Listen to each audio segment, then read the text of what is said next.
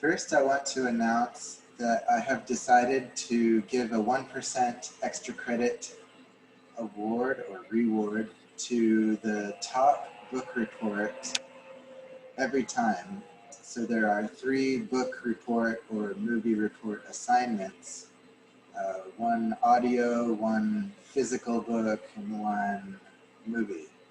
So for each, the best report in the class will receive an automatic 1% extra. And I will be the judge of that along with my teaching assistant. All right, you have a couple more weeks for your first book report. Today, what do you have due today? I think obviously you have, well actually, do you have anything due today?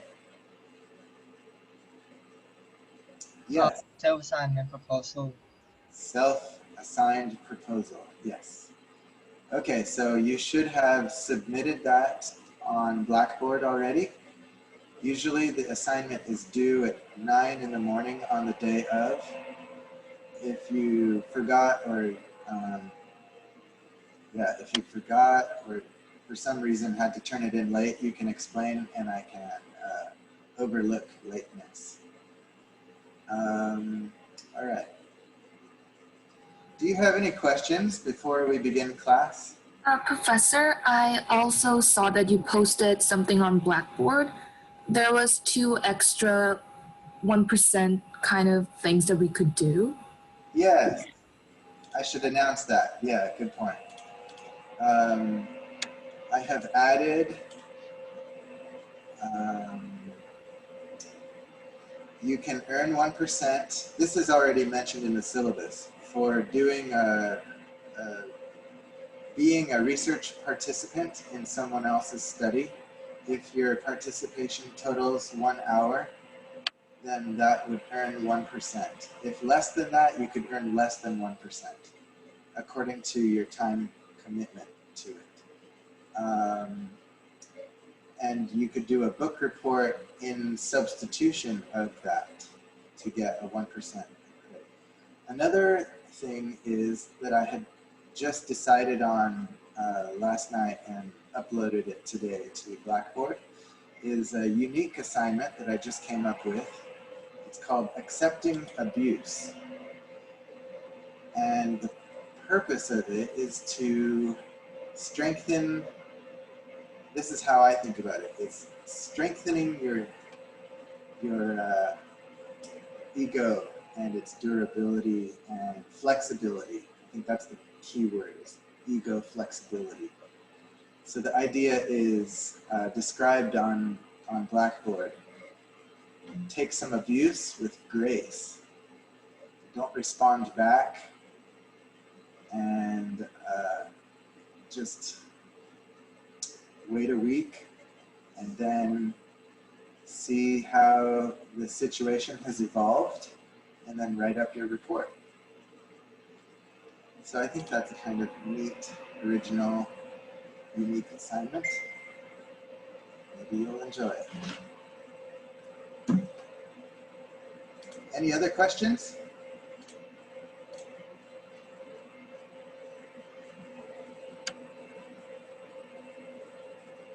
All right. So today's lecture is on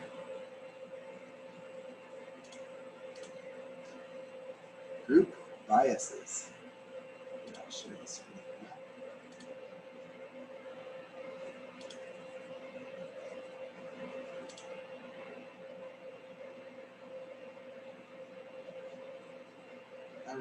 All right, group biases against others outside of our social groups.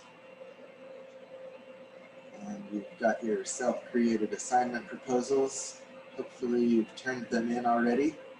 If you're not if you weren't prepared for the 9 a.m. deadline, okay, you can just get it to me and I can overlook that it was.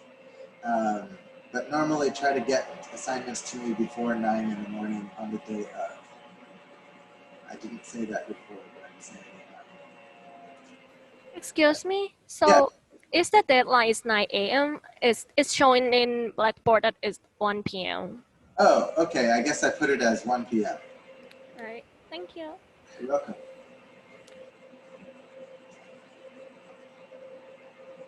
All right.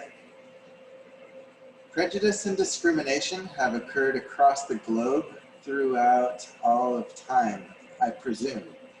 But certainly we have photographic evidence of some cases of discrimination. Here's a 1939 sign in a German camp, actually in Poland. It warns no entrance for Poles.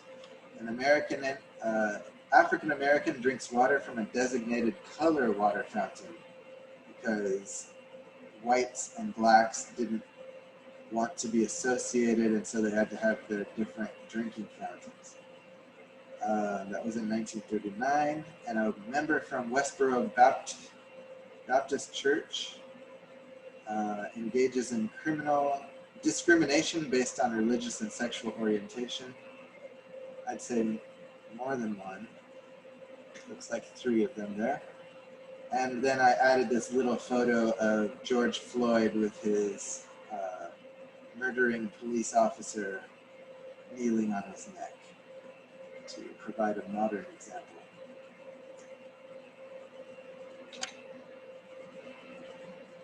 Here's the vocabulary of bias. Prejudice is emotional bias. Stereotype is cognitive. And discrimination is behavioral.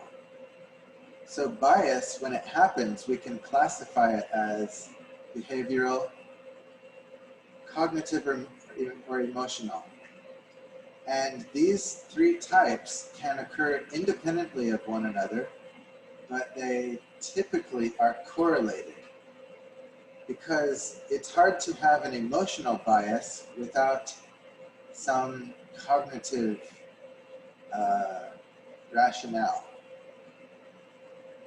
But it's possible because sometimes the cognitive rationale for the emotional bias is subconscious and it is not consciously aware.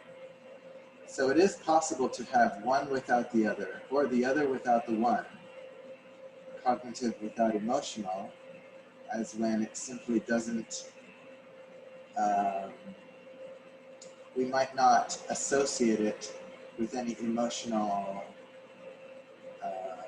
response or reaction, some kind of a blunted emotional response. Anyway, and then discrimination comes from, it's rooted in emotional and cognitive biases. So where we see discrimination, we can infer there's probably some emotional or cognitive reason for it, either a prejudice or a stereotype or both. And we cannot punish or discourage things unless they are seen. So we usually jump on discrimination, and prejudice and stereotypes often go by under the radar.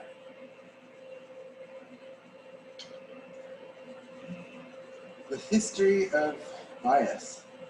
People used to be more explicit about their biases. This is called blatant racism or blatant discrimination, or blatant whatever it is.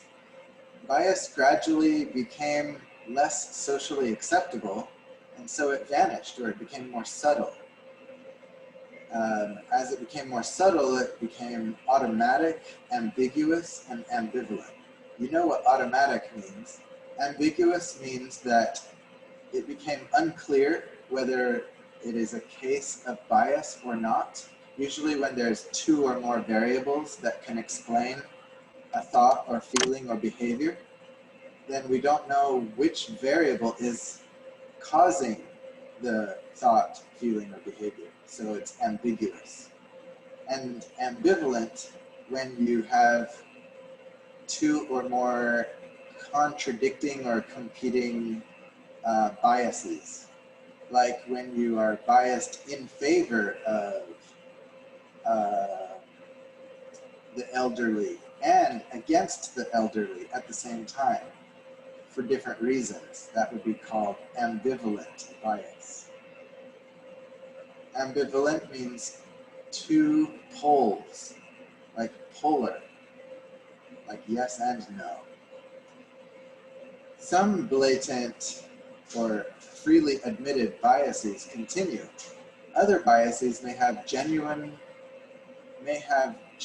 disappeared by today. Today's biases may present differently than they did several generations ago. So we can't always expect biases to show up today looking like they used to, and yet because we're only looking for old-fashioned styles of bias, we might not see that they exist today in different forms and styles. So we do need to keep our creative eye out for cases of bias that may have crept in without our awareness. Which social groups contribute to your identity today? You can type them in the text box. So I'm going to take a look at the text box in a moment. You guys have a shared chat box that can be shared with the whole classroom. So how about you provide which of these groups or which other groups contribute to your identity? Do you think of yourself as a man or a woman? Or by your sexual orientation? Or how do you think of yourself? How would you describe or identify yourself to someone?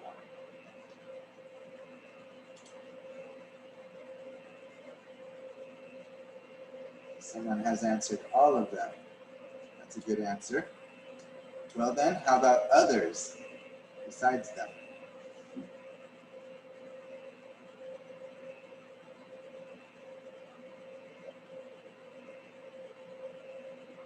What other groups? How do you define yourself? Perhaps you identify yourself as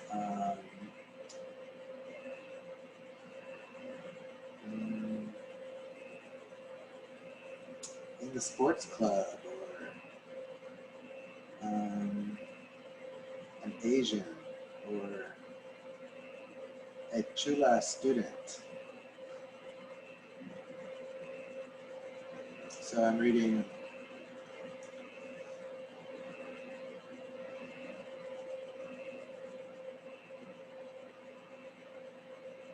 one person.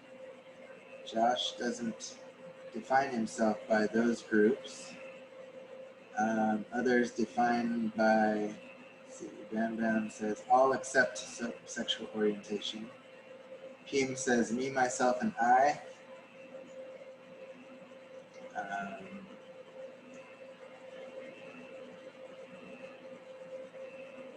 It's too complicated. All right, thank you for your, gender, religion. Let's see. Interesting. Dane says, I believe my social groups shouldn't be a major factor of who I am.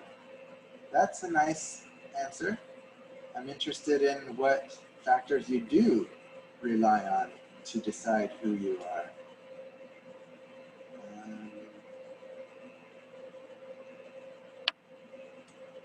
Let's see. All right, well, thank you for your responses there.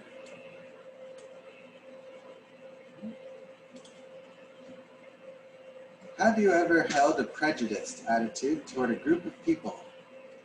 How did that prejudice develop? So I'm going to divide you into groups of 5 or 6 and would like you to discuss any prejudice you may have held toward another group of people. So prejudice often begins in the form of a stereotype a specific belief or an assumption about others based on their membership in a group, regardless of their individual characteristics. All right, now I will divide you into groups. One moment.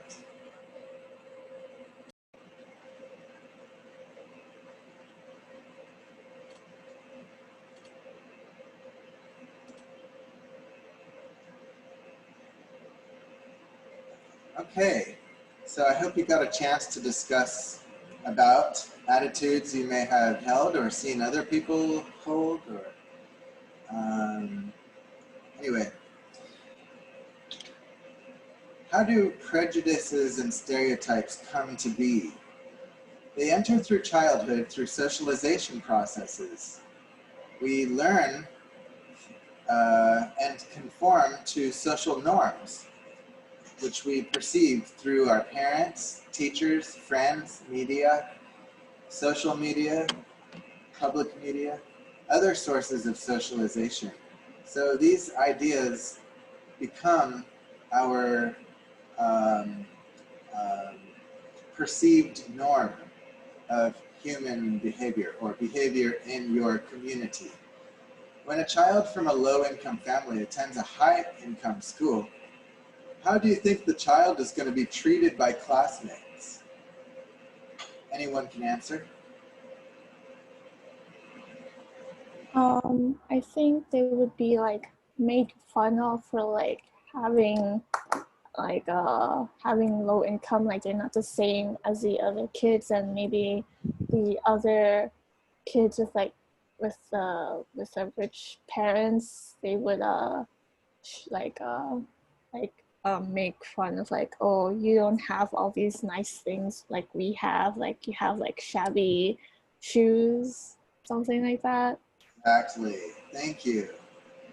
You may have had that experience. You may have been teased, or you may have been the teaser. So that's common. Kids love to tease and bully each other. I don't know how your school was, but some schools are better and some schools are worse about bullying and teasing. But that is a case of early socialization showing up in the explicit discriminatory behaviors of children toward each other.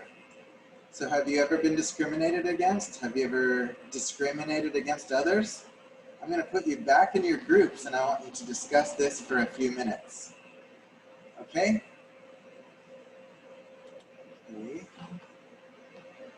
Okay, welcome back everyone from the breakout rooms.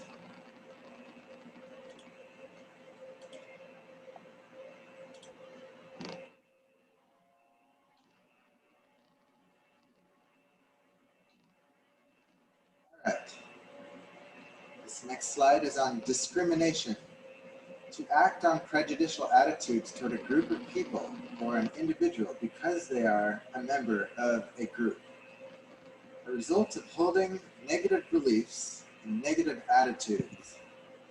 As I said before, discrimination is the outward behavior. What causes that is either emotional or cognitive or both, usually both. An example is excluding an older adult from your personal circle of friends. And older adults do this too about younger people. So you might be excluded or excluding by age or by any other thing. Another example, this is a historic one.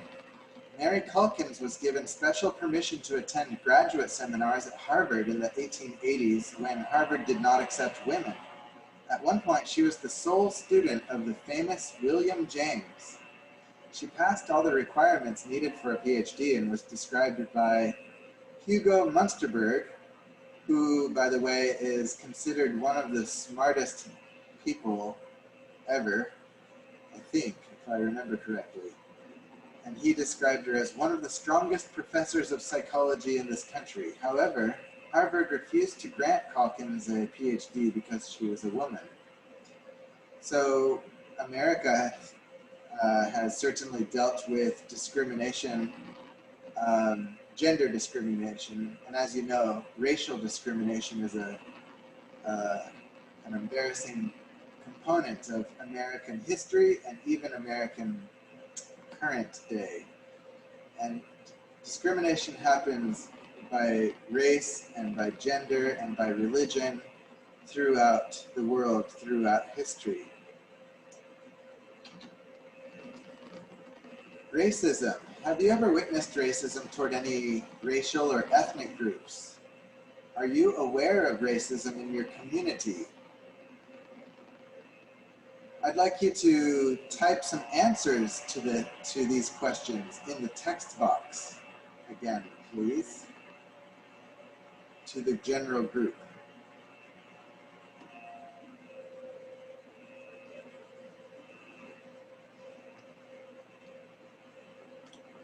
So I'm looking at the chat box, but looks like no one has typed anything yet.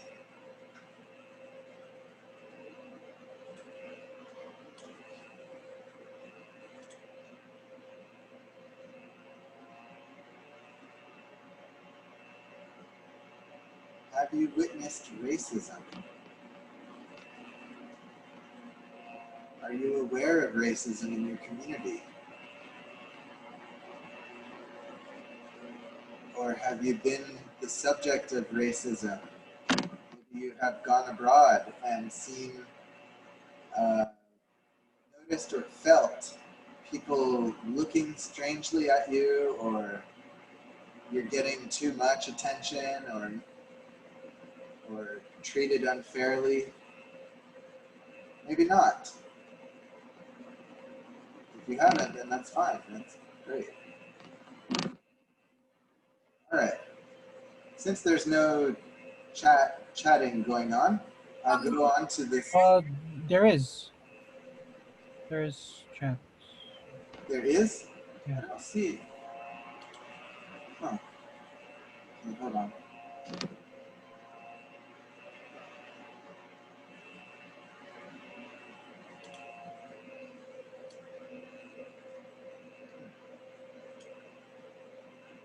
So there is chatting going on in the chat box? Yes. Okay. Thank you. Wish I could see it.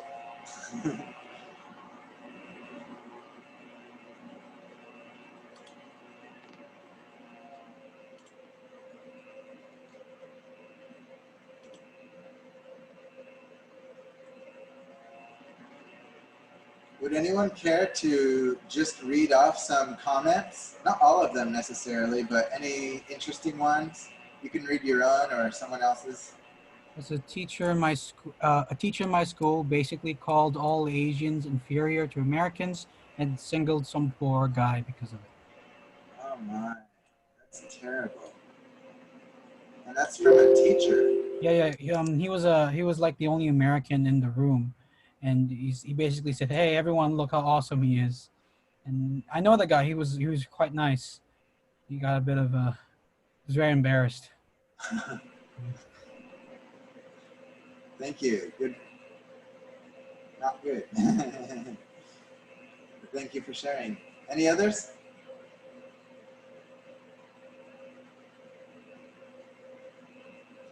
All right. Let's go on with lecture. So the next part is watching a video. This is a long one, so we're going to be watching for about 15. Important video. Thanks for watching that. As you can see, this eye color exercise is a really simple and easy way to illustrate skin color prejudice and bias. So it was a very effective one. She later said that she really did not recommend using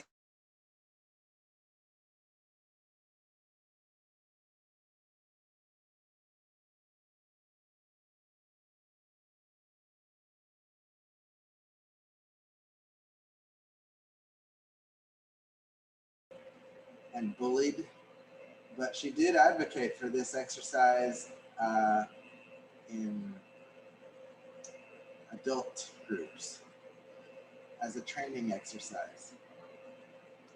All right, let's go on.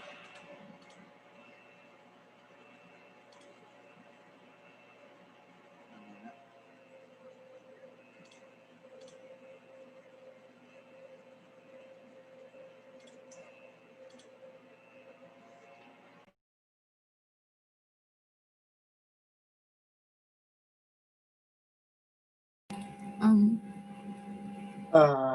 I think Did he just Wow, what just happened? he I think it was just disconnect.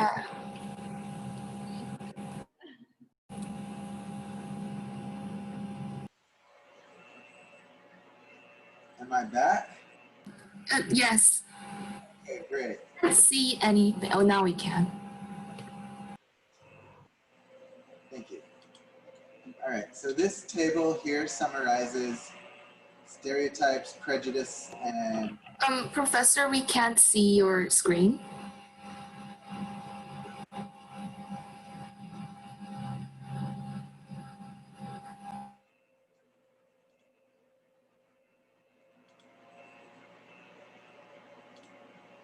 can you see it now?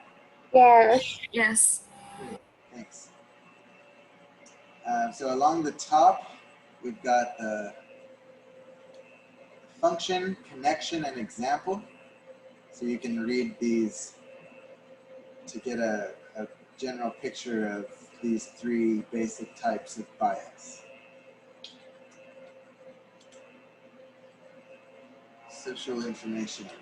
What information do you automatically immediately get when you see a stranger? So imagine you accidentally bump into a stranger at MBK, Malbon Klong, and look at them for 2 seconds, or even 1 second. Now I ask you the next day, what information do you remember about that stranger that you bumped into?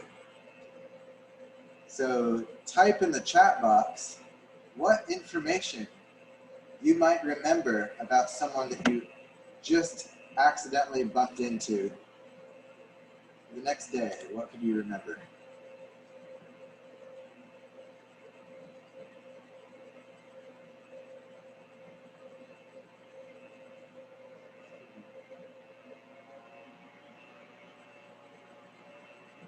Something about their being in a rush, probably. That's good. Gender, someone mentioned. Hair color, that's an interesting one. Skin. Facial expression. Anything distinguishing, such as a tattoo. Height, that's a big one. I think that height is something people do automatically attend to. Their eyes. Clothing, jewelry. Shirt. Okay, these are good examples. Facial expression. All right, so their species. You'd probably remember if they were not human. All right, so these kinds of information that you would remember the next day illustrate the kinds of information that you automatically and instantly collect about people when you see them. So mentioned was eye color, skin color, hair, height, gender. Gender was a prominent one. So group membership is obtained automatically and quickly. And gender seems to be one of those things that we automatically, quickly gather from people we look at, see, interact with. Now, why do we collect this gender information? It must be important to us. It must be, you might argue that it's important for our survival. I would argue that it is socialized, that we gather that information because we are trained to from a young age. Different people from different cultures would gather different kinds of information before others, based on their own socialization.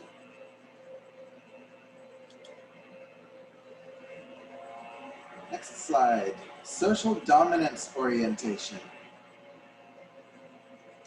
This is a kind of trait. Social dominance orientation, that the purpose of this trait or this habit is to ensure that you and your group, your in-group, obtain resources, as much resources as possible for you and your group's survival. This is the adaptive evolutionary explanation. So the beliefs with regard to social dominance orientation are that group hierarchies are inevitable in all societies and that they are a good idea to maintain order and stability, and that inequality is natural and preferable. The world is competitive for limited resources, with winners of resources at the top of the social hierarchy and losers at the bottom. Some groups are inherently better than others, and there is no such thing as a group equality. This is the beliefs. They usually men, native-born residents, heterosexuals, believers in the dominant religion are believed to be superior by those who hold a social dominance orientation. This is true even for those who are not among this list. Even for women, for foreigners, homosexuals, and minor religions, if they hold the social dominance orientation, they place authority and higher status in these dominant or not necessarily majority, but often majority groups, the groups with power.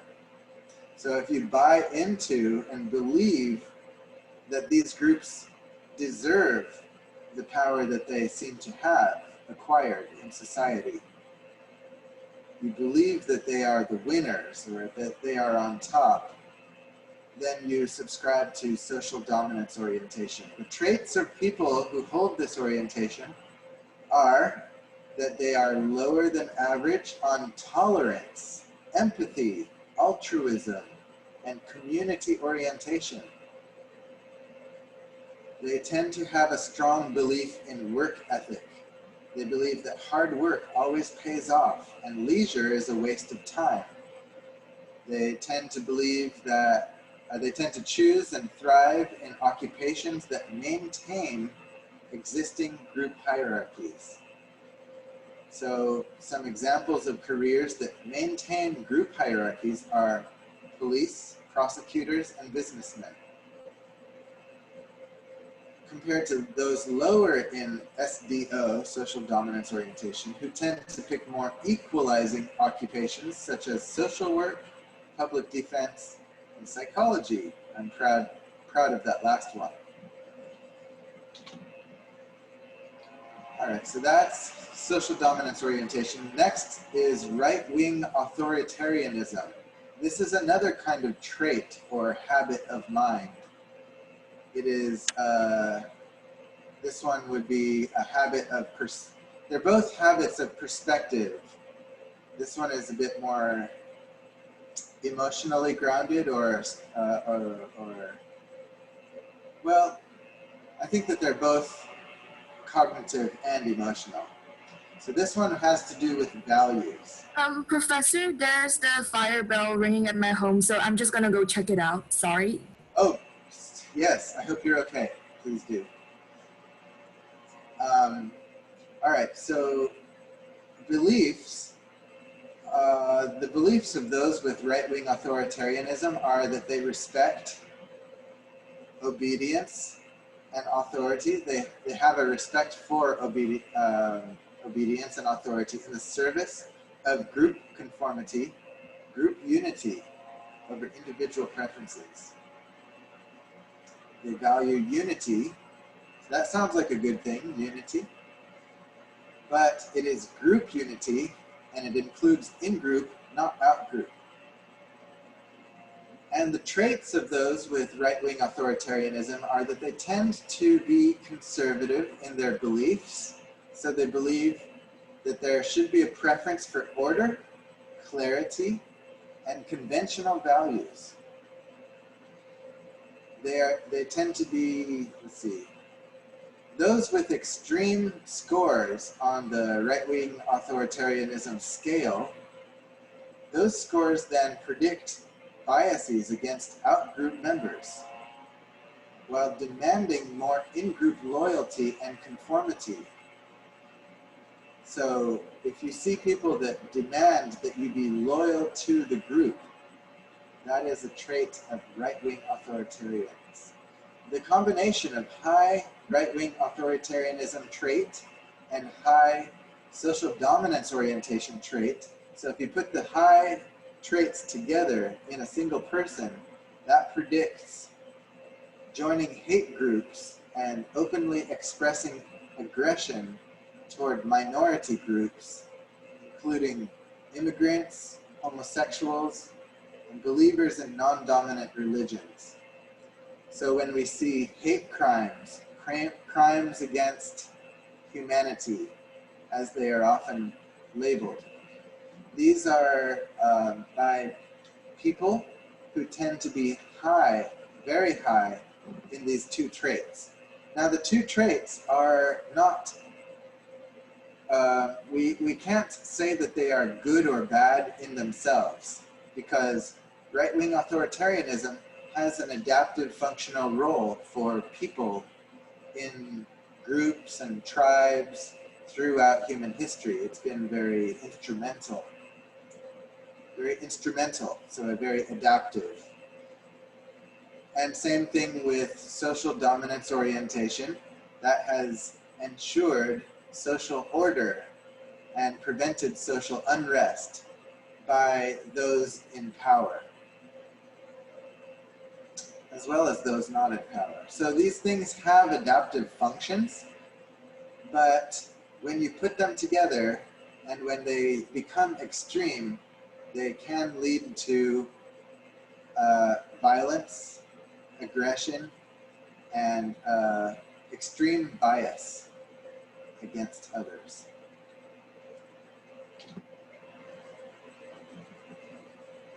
All right, now I'd like to have a discussion with you guys, or let you have a discussion with each other, really. Hold on, let me see, there's some chatting in the chat box.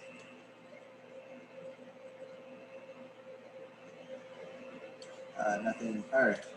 So in your groups, I'm going to ask you to discuss social dominance orientation. Do you or someone you know think that group hierarchies are inevitable? Are they desirable? And also discuss right-wing authoritarianism. Do you or someone you know think that traditional beliefs must be preserved? At what cost? So ask these questions and think about them, discuss them together. Try to let everyone in the group say something. Speak up, everyone, in your breakout rooms. I'm going to assign you to your breakout rooms now.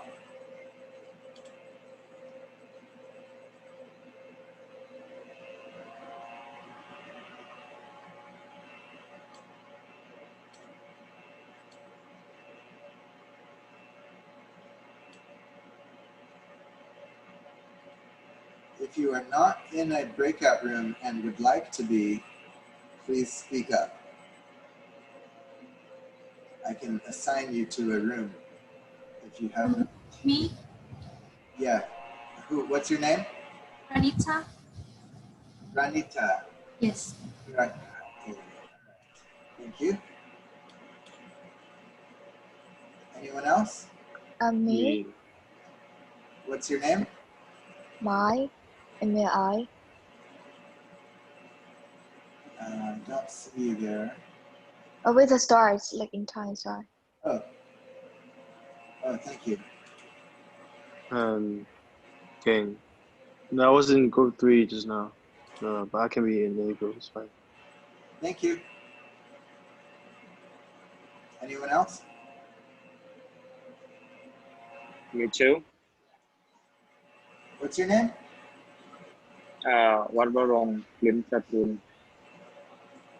Thank you. Do you know which group you want to go to? I don't know, just any group. Thank you.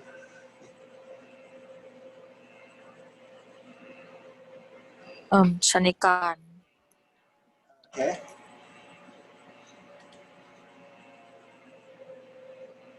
Anyone else?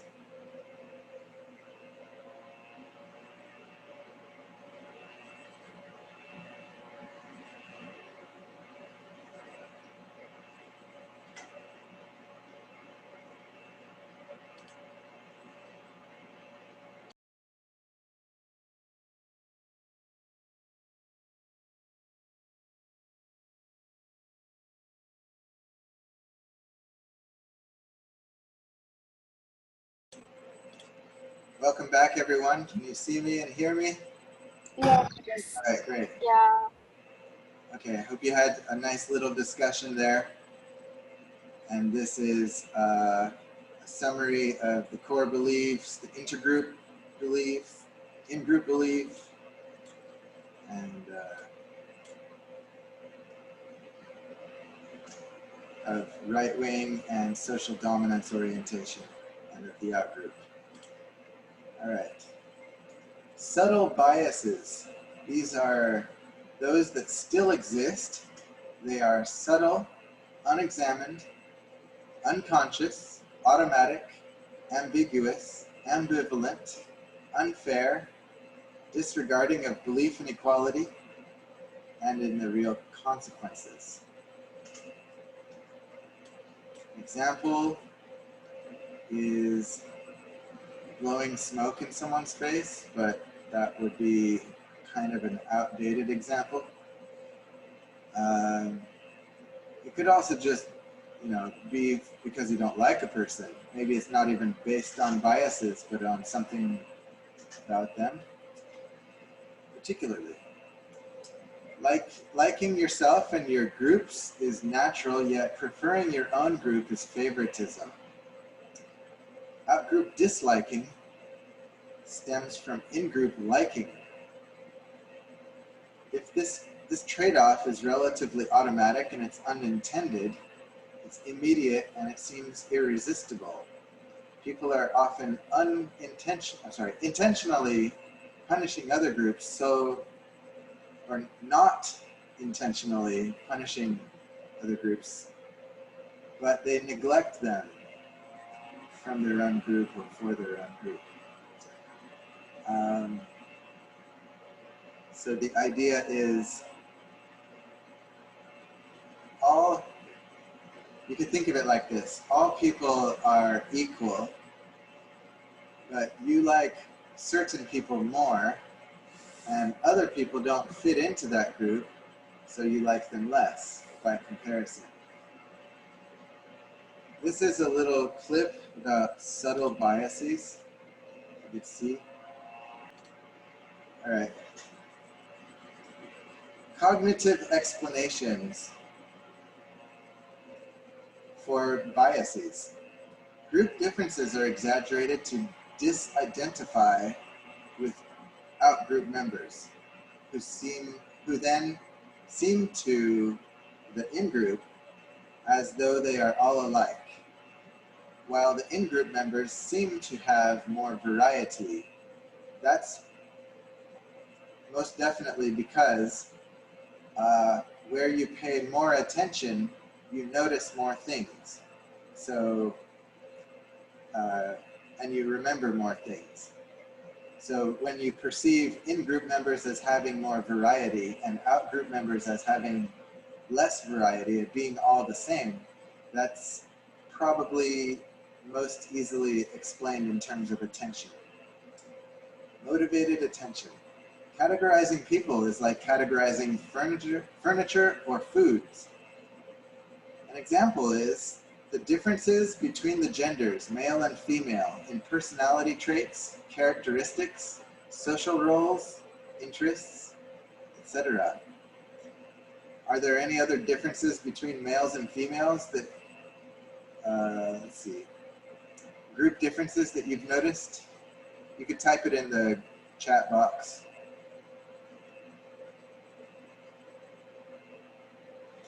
Now, if you identify these differences, are they genetic or are they learned? Are they culturally conditioned, socialized? Because a lot of the differences between the genders are not genetic, they are socialized. We can think easily of social roles, interests, mannerisms, behaviors, preferences. Let me see if anyone types in the box anything about examples of gender differences between males and females.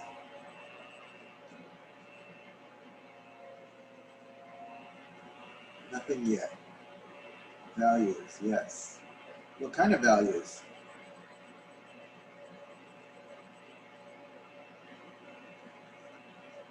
And by the way, Dane, I'm glad it was not a fire. Good. Right, everyone's okay.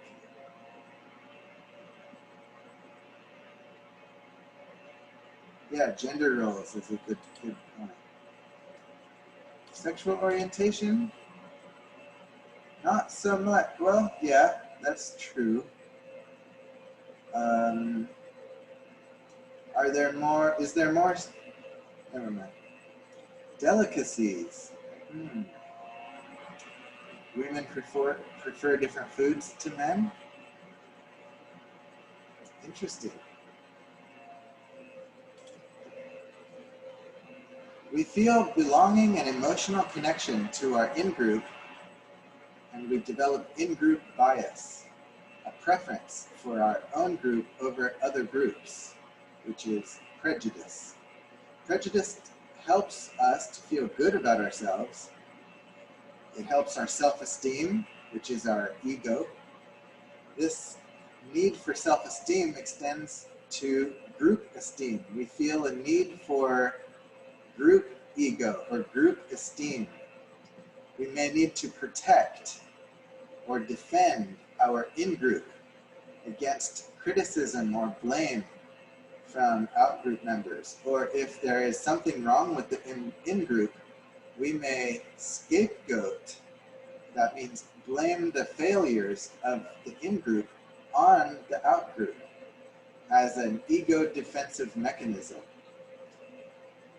Ego defensiveness, which is being self-defensive or group defensive, becoming hurt or sensitive about things is something at the individual level. When we call it ego, that's usually an individual level thing. But the same thing can exist at the in-group level. We have in-group defensiveness at the group level, and they can operate in the same way as ego defensiveness. We can identify ourselves as this body or as this group. So when I ask, who are you? You might say that you are, and then your own name. Or you might say, you are Thai, or you are a Chula student, or you're a man or a woman. These are different ways of identifying yourself. Identification is key. Who you identify with. Identifying is flexible and multi-leveled or hierarchical. So you could identify yourself at the individual person level, at the small group level, at the larger group level, and at the species level, at the level of life. There are all kinds of hierarchical levels by which you could identify yourself at, and that is your identity. So some people may have an identity that is more group related, and others may have an identity that is more individual related. I never thought about it before, but perhaps the cultural orientation toward individualism versus collectivism is, I mean, it sounds really obvious to me now, that is a difference of identification, identifying with.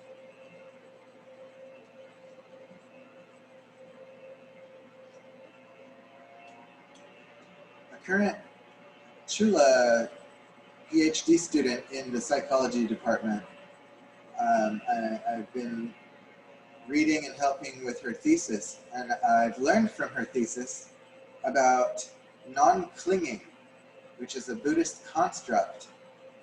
And from that paper, I know that non-clinging is one valuable, potentially very powerful key to loosening ego defensiveness or in-group defensiveness. So I think that that's a very interesting and valuable topic of research in the future. And I have the benefit of reading that from our own faculty PhD student. All right.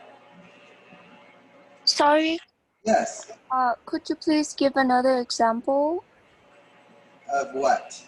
of ego defensiveness? Sure.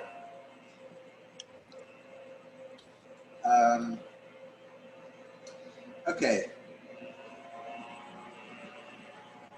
If I were to tell you, you're always coming to class late, what's wrong with you? That would make you ego defensive because I'm criticizing you. And whenever we are criticized, we get sensitive or hurt. And that is because our ego is being threatened. Now, the ego is almost the same thing as calling it as the self. So when I say you, I'm almost saying your ego. They're almost the same thing.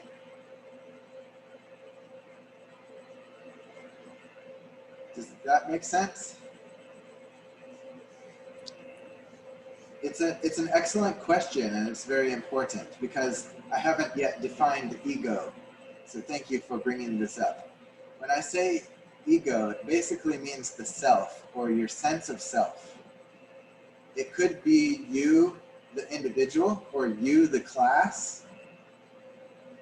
If I were to criticize JIP 11, what's wrong with JIP 11? Then you might become ego defensive at the in-group level, in-group defensiveness.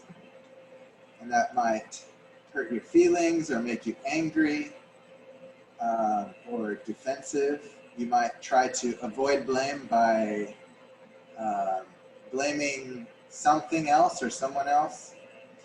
Anything to get rid of that blame is an ego or in-group defensive behavior. Great question, thank you. Can I clarify it any further somehow? It happens when we're trying to blame other things, when others criticize us individually, right? Yes. When others criticize us, we become sensitive and defensive. Okay, thank you. Huh? Now, if you receive criticism and you do not get sensitive or defensive, that must mean that you have a flexible ego, that you don't have too strong of a grip on your sense of ego or a sense of self, which is a kind of strength, in my opinion. Anything else?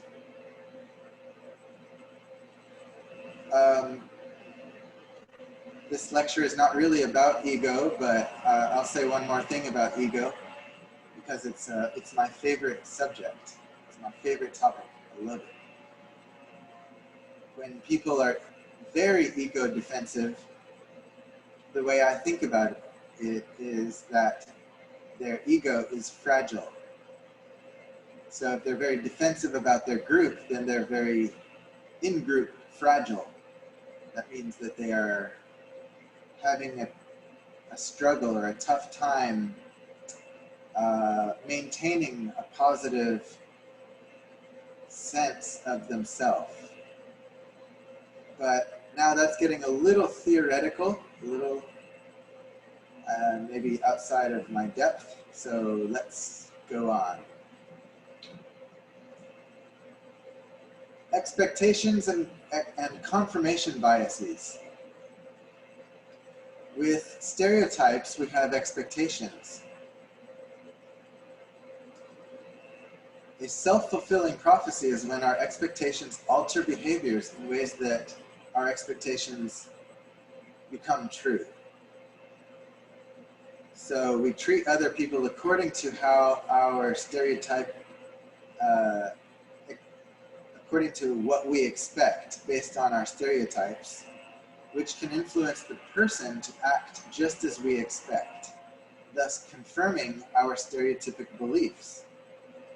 I think a good example of that is in that funny video where the man asked the woman,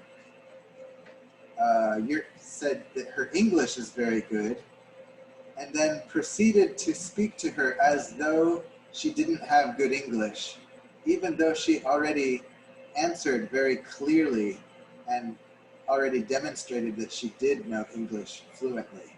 So that's an example of stereotypes and expectations that it was an attempt by the man to exhibit expectations that might have produced a self-fulfilling prophecy if the woman bowed into that, but she didn't. So that's an example. Can you think of any other example of a self-fulfilling prophecy when people are treated stereotypically? Just Drunk card have big view. one at a time, please. You go Yeah, first. okay.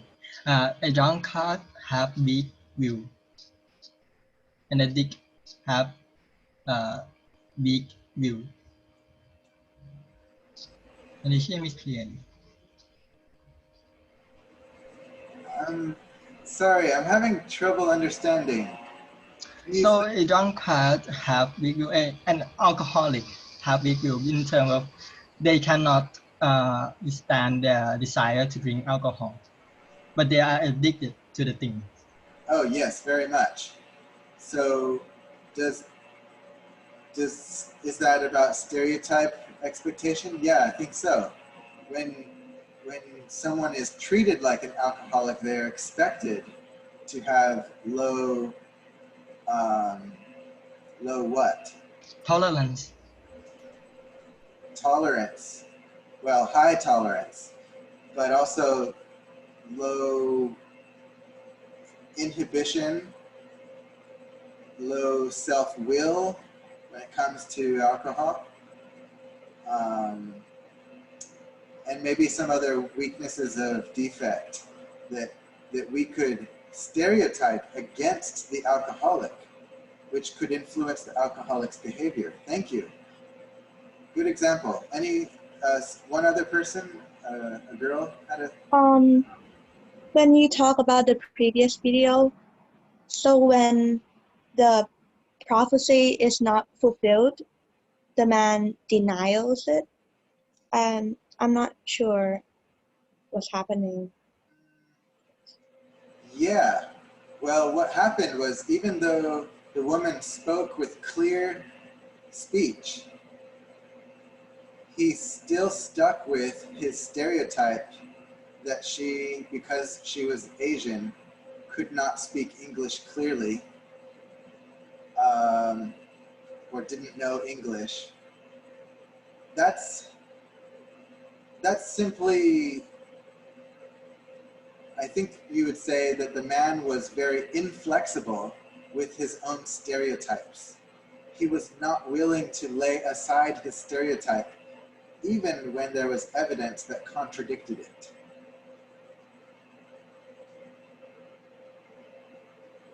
I've got another one. Mm-hmm. it's about like people who have depression. Yeah. Like when you're telling someone that you have depression, maybe they're like, oh, maybe you're so fragile, or like you're sad all the time, you need medication, you trying to kill yourself all the time, something like that.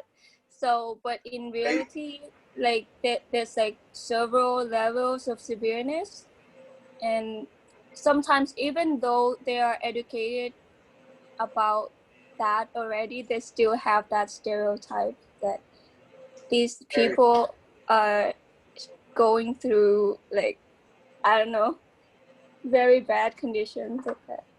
very Yeah. true. Good example. That's a great one, because it's it's it's like double sadness on top of someone who's already struggling with depression. So first someone is depressed, then they seek help for it, and then they get labeled as someone with a depressive disorder, which when all their friends and family know about it, then they treat that person like, oh, don't say anything, don't treat her too harshly, she can't take it, or he can't take it. Oh, careful about what you say to them, they can't take it. So there's this stereotype that someone with a depressive disorder cannot handle the normal kinds of criticism that other people can, which may not be true at all. Because depression is not necessarily caused by people's criticism of them. It's caused by other factors altogether. So that's a good example. Thank you. Any others?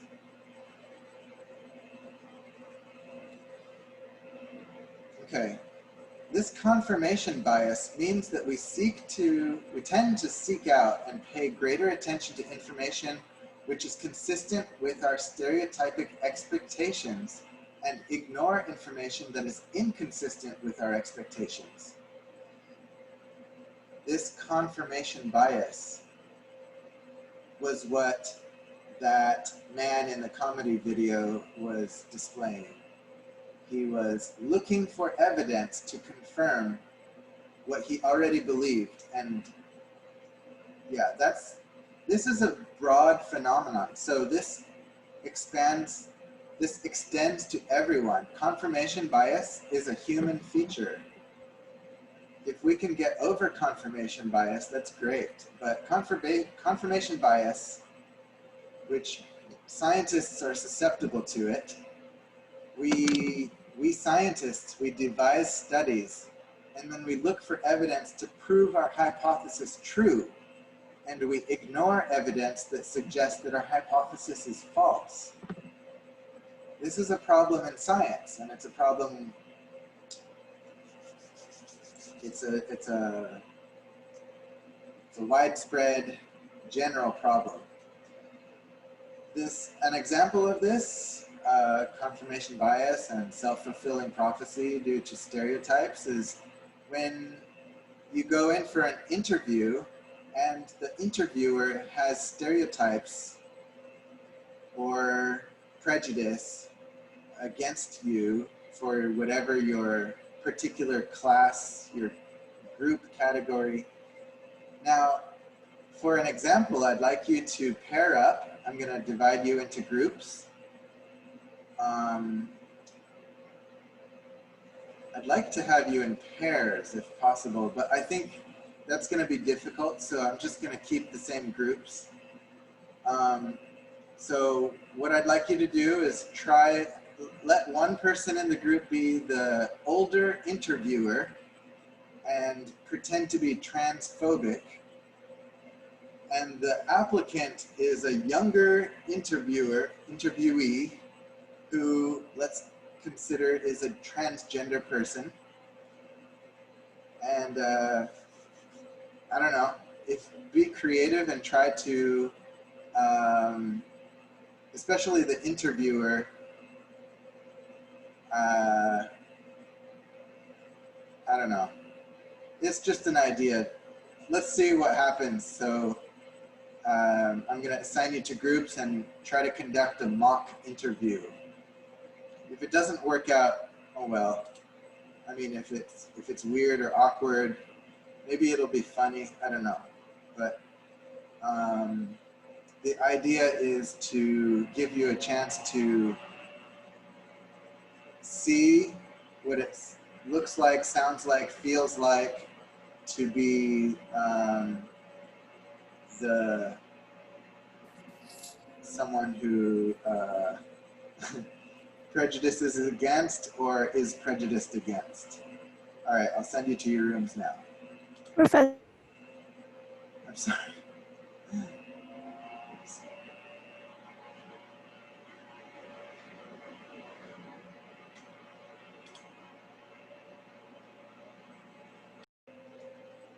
Okay, I know that was not a lot of time, but I just wanted to give, I didn't want to give you too much time if it was a weird, awkward exercise.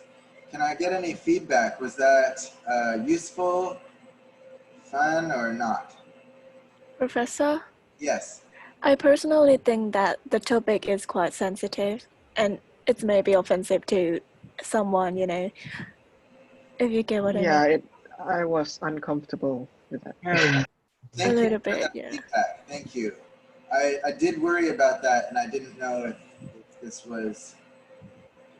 The things about gender and religion and politic thing is like, it's not supposed to be the thing to be in a group activity, for me personally. But I also think that if you think it's too sensitive, then there's never going to be a point where people can talk about it in public.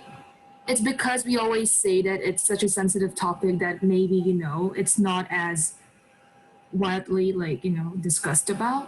Just a personal opinion. I think for this case, it's just the act of being against it in a sense is very uncomfortable. Even when you pretend to be.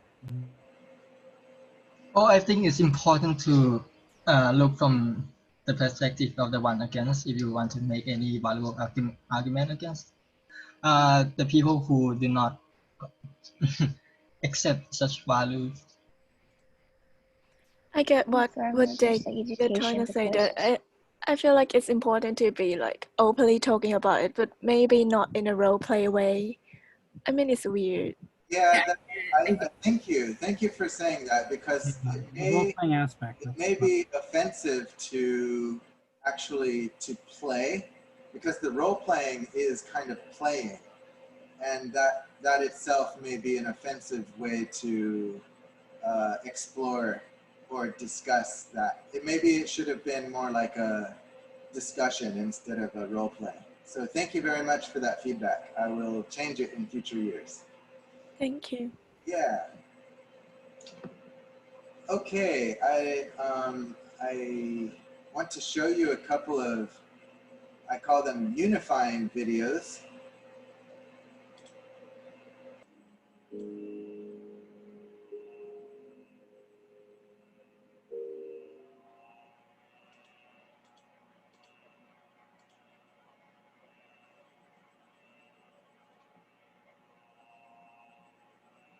You liked those? Yes. Overcoming bias. These forces promote reconciliation or unity between groups. So these are 3 things that I have come across and looking for researching. So empathy, that's an important one, a big one. Remorse, acknowledging the past suffering of the other side. Halting destructive behaviors. So these are things that we can do, but if we are the ones that are being oppressed, then we have to hope and expect that the other side does these things. So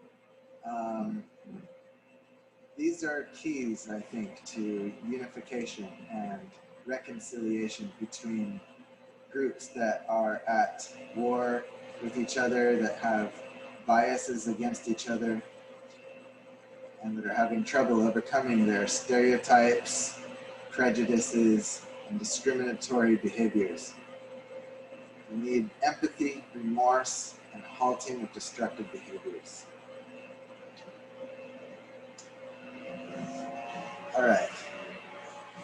Now, this goes a little beyond the main subject of the lecture, because the main portion of the lecture is on humans and their treatment of other humans. Psychology is usually about humans, but we could expand it to include prejudice against animals, biases.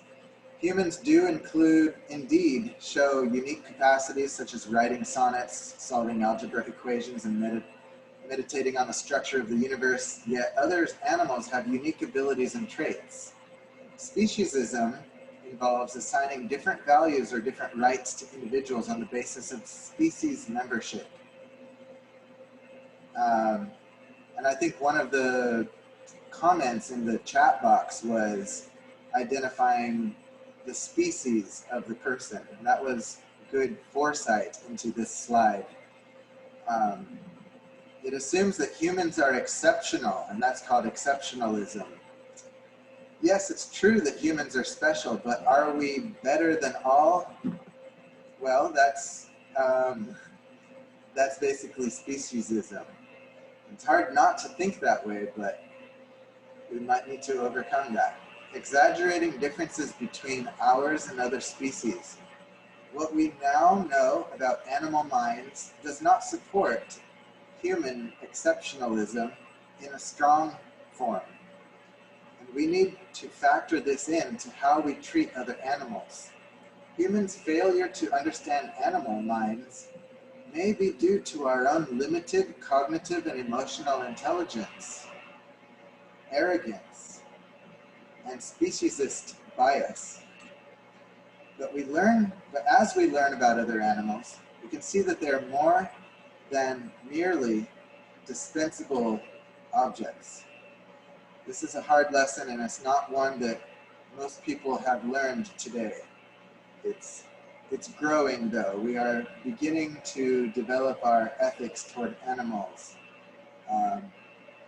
We have been over the last probably 70 decades. It's a slowly evolving ethic, but I think it's picking up a lot of speed in recent decades. So let us practice better stewardship. Here's a quote by Spider-Man. The Peter Parker principle is what it's come to be called as. With great power comes great responsibility. The real originator of that quote and that idea goes beyond before the 1700s, but it's only become well known about since the Spider-Man movie. Humans are a dominant force on our planet. Therefore, it's our responsibility to be more compassionate, empathic, I think that means empathetic, and humble, and act with greater concern for animals and their homes. Ultimately, we will suffer from the decimation of other animal species. Our dominance over the globe is not our license to harm animals or their habitats, or lack concern for their well-being and their lives. So, after all of this lecture on encouraging us to be more accepting and open-minded and empathetic toward other people, I end on a note of even extending it to animals, and I could even go to plants, but I didn't go that far in this lecture. Conclusion of this lecture. One reason that modern prejudice persists is that humans have two forms of attitudes. We have explicit attitudes and implicit ones. The explicit ones are conscious and controllable, while implicit attitudes are unconscious and uncontrollable. Egalitarian views are socially desirable nowadays, so most people don't go around holding extreme racial biases or other prejudicial attitudes explicitly when they are socially frowned upon. However, measures of implicit attitudes often show evidence of mild to strong racial bias or other prejudices in us. So we can detect that we, even though we frown upon them, but we often have biases that are implicit, which basically means unconscious. We are unaware of them. Here's a quote by the social cognitive founder of the field of social cognition, Dr. Susan Fiske. People's identities are multifaceted, intersecting across gender, race, class, age, religion, and more. Right? We've come to understand that. Identities are not so simple, but maybe as the 21st century unfurls, we will recognize each other by the content of our character instead of the cover of our outside. Some references for the lecture. And now the lab activity. The lab activity is not something we're going to do in groups. You're going to go do this on your own after class. And I'm going to end class a little earlier today so you can do that. Automatic, so you're going to take the implicit association test on the internet. Automatic or unconscious hesitation due to mixed evaluations about the outgroup will show up in this test. People tend to be faster at pairing their own group with good categories, whether by race, age, religion, nationality, even temporary and unimportant memberships, such as you guys are in group A, you guys are in group B. Even that simple, temporary, unimportant membership can be detected in the implicit association tests. So this calls into question somewhat the value of the results of the implicit association test, because just because it shows that you have some implicit association, it doesn't mean that you value that association that much, or that you think about that association in strong ways. There's a hand raised. Go ahead. Oh, sorry, I didn't mean to. No problem. Is the implicit association test valid? Yes. The reaction time, when I say yes, it's not a yes or no answer, but validity is on a scale range, and IAT has good validity. Reaction times on the implicit association test predict actual feelings about other groups. It doesn't mean that you absolutely do have particular feelings about groups, but it predicts them. Predicting means predicting with the margin of error. So it predicts feelings about other groups, decisions about them, and behaviors toward them, especially nonverbal behaviors. For example, although a job interviewer may not be blatantly biased, implicit biases may result in unconsciously being more judgmental, which can ruin the applicant's chances of obtaining the job. Automatic associations, often driven by society's stereotypes, may overpower our explicit values, resulting in discrimination such as allocating fewer resources to disliked groups. Note that society's stereotypes can affect you simply by knowing about them, despite your consciously preferring not to feel that way. Simply by knowing about them, they are now implicitly associated with the group.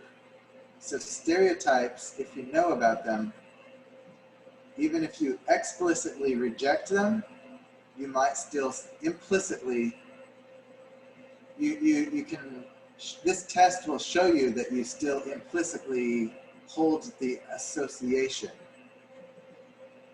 And then what I said earlier, that the association itself is somewhat predictive of responsiveness and behavior and decisions and stuff like that. Okay, so your assignment is to take the implicit association test. That is your lab activity. I forgot to say something about how do you turn in the lab activity. So how about this? Can you send me a private line message to say that you took the implicit association test? And when I get that, I will give you laboratory credit for it. Okay. And Professor, can you send the link for the specific test on our group? And which type of test? Oh, yes, that's a good idea. There's many types of tests. Do we just take any form of it? No, I will send you the link to the test that I always use. Thank you. Yes. Great idea. And before you start on that, I want to show you this final slide. It's like the final lab lecture slide. How to reduce implicit bias. Here are 5 ways. Focus on seeing people as individuals, not as groups. So I'm telling you this because you may find that you have some implicit bias, and then you'll be wondering, what am I going to do with it? How can I get rid of it? All right, so focus on seeing people as individuals. Work on consciously changing your stereotypes so you can replace negative associations with positive examples of the stereotyped group. Third, adjust your perspective. Try seeing things from another person's point of view. How would you respond if you were in the same position? Increase your exposure. Spend more time with people of different racial backgrounds. Learn about their culture by attending community events or exhibits. And practice mindfulness. Become more aware of your thoughts and actions. And I would also add that practicing mindfulness helps you to become less ego defensive and in-group defensive. That's what I was saying earlier from that PhD student's results. All right. Oh, here's your assignment. Okay. So you have 2 assignments. Well, 3, because you have the lab assignment and you have the befriending assignment, which I'm assigning you now, and you have a podcast. All right, so the link to the implicit association test, which I'm going to post on the group chat, the line group is given there, but I'll add it to the line group also. Your befriending assignment is due November 11th. The assignment is given for this reason. The tendency to become prejudiced or to be prejudiced can be reduced through education, through contact, interactions, and building relationships with members of the prejudiced group.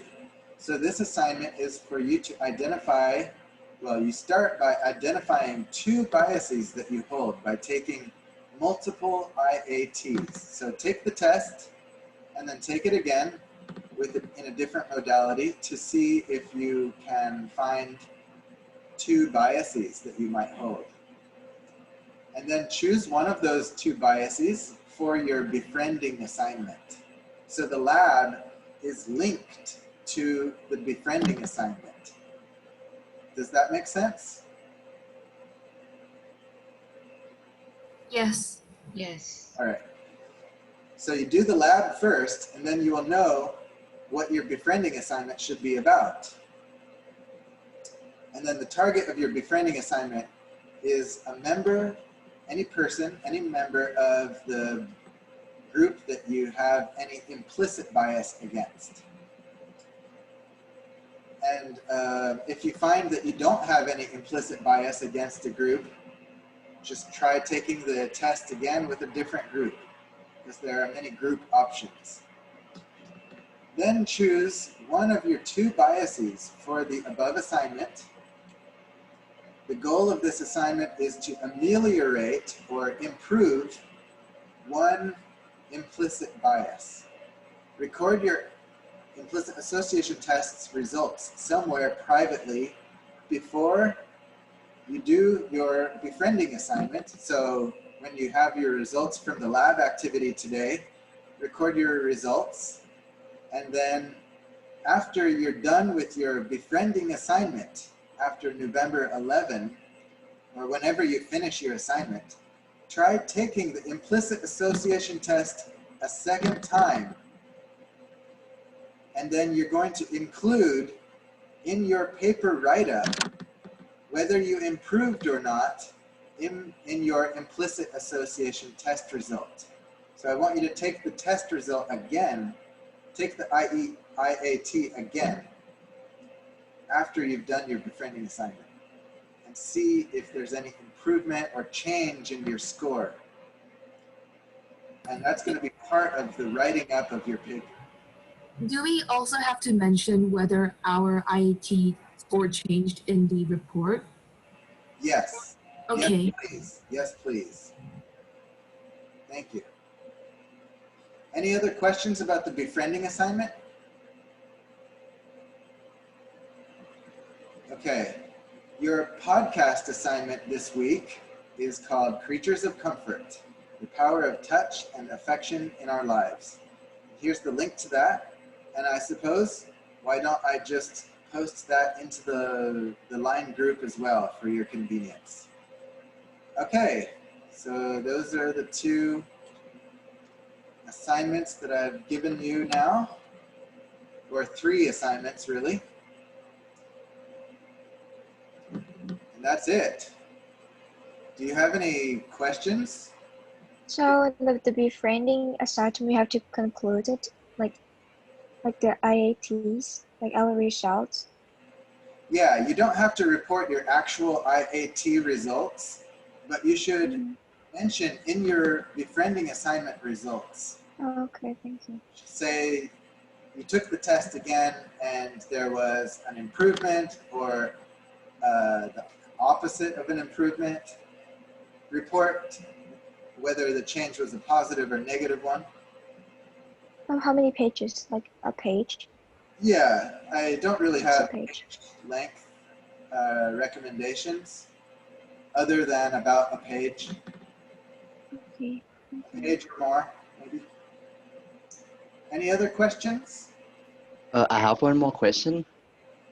So like, first I have to take like the first IAT first, and then I have to take the second one, and then I compare both of them and write a report, right? Oh, no, thank you for asking, because I was a little confusing when I expressed that. What I'd like you to do is take the IAT as many times until you've identified 2 biases. Every time you take a IAT, you should choose a different group. For example, elderly, and then Black, and then women, or Asian, or something, not Asian probably, but religions. And then you just take the IAT until you have identified 2 biases, 2 implicit biases. Now, if you end up taking like 5 tests and you still haven't found any biases, then just forget about it. That's too many. You'll get tired of taking the tests. In fact, I would say limit it to 4 tests. If you still did not find an implicit association by the end of 4 tests, you can say, all right, give up. You tried, but you couldn't find any. All right? So really, this is an attempt to find an implicit association. If you can't find it, it's okay. If you can't find it, like any result of an implicit association that you hold, then your befriending assignment should be based on your own judgment. A group that you think that you might be prejudiced against, and then do that assignment about that group. Befriend someone from that group. Okay? But teacher, like I need two. You need At to. least two biases. So in the paper, I have to write like about two biases. No, you just have to write one because you identify at least two, then choose one of your two biases for Okay. assignment. Thank you. Thank you. Any other questions? Teacher, I have a question. Can you repeat? What else do we have to write in the report? Only the improvement or? I'll ask you to refer to the syllabus because I did not, or I could show you the syllabus right now. I'll look it up.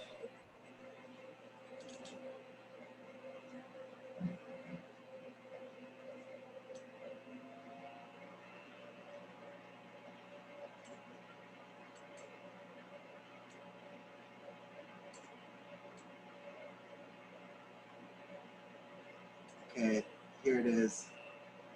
So it says a good way to reduce bias against a group is to befriend a member of that group. For example, meet and make friends with a blind person, spend some time with them for an hour or longer. So I'd like your befriending experience to be 1 hour or longer. Other groups worthy of consideration. Oh, it doesn't have to be 1 hour at a time. You could meet for like 15 minutes at a time or 10 minutes at a time, but then I'd like you to get a total of 1 hour of exposure to that group. Now, I guess I'm just thinking now to be more flexible for you for this assignment.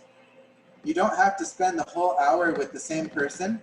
You could spend 15 minutes with one, 15 with another, 30 minutes with a third. But I'd like a total of 1 hour or more of befriending with members of a group, such as people who are lame, deaf, diseased, gay, trans, reverse gendered, elderly, terminally ill, a low-wage earner, and the list could go on. Report on your experience and tell how you felt toward the target group before, during, and after spending some time befriending this member of your target group. You might write about your perceptions of others' views or feelings toward you while you are spending time with this person or people. Write about whether this experience has changed your attitudes and actions toward members of said group. And I'd like to add report before and after change to your IAT results, if applicable.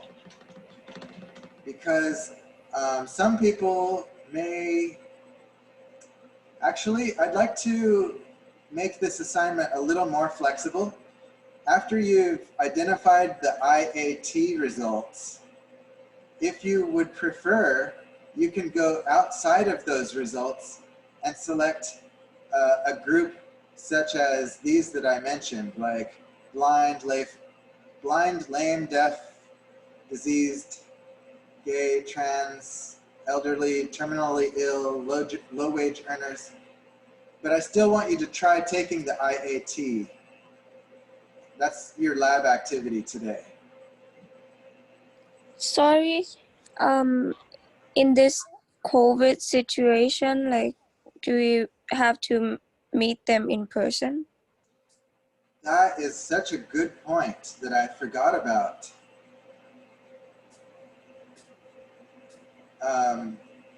Is it possible to, I mean, if it is possible to meet them not in person, I really prefer that. That's really great. That would be good. I mean, it is really hard to do so. Yeah. Like some of them we do not know them, so how can we have like their contact like that? Of course.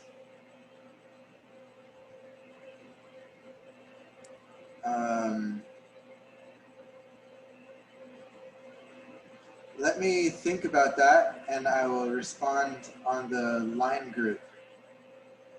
That's a really good point. Okay, thank you. And Reddit about maybe. Yeah, do you have an idea?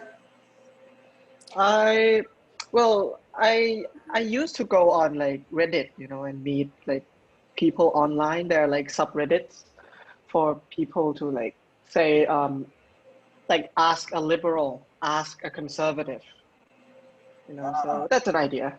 Can you spend time in conversation that way? I think yeah, we can like capture the screen of like our chat. That's an idea. That's good. Yeah. I like that. I like that idea. Are there Professor, any other? Yes. can you also send the revised syllabus in Blackboard? Excellent idea. Thank you. I will. Thank you. Yes. and about the podcast, we just have to note down like the previous one, right? Exactly. It's just take notes on things that you find interesting. It doesn't have to be every single point that's mentioned. Something that you think is boring or not something you're so interested in, you don't have to take notes on. But just turn in some notes. Yeah. Okay, thank you. Yeah.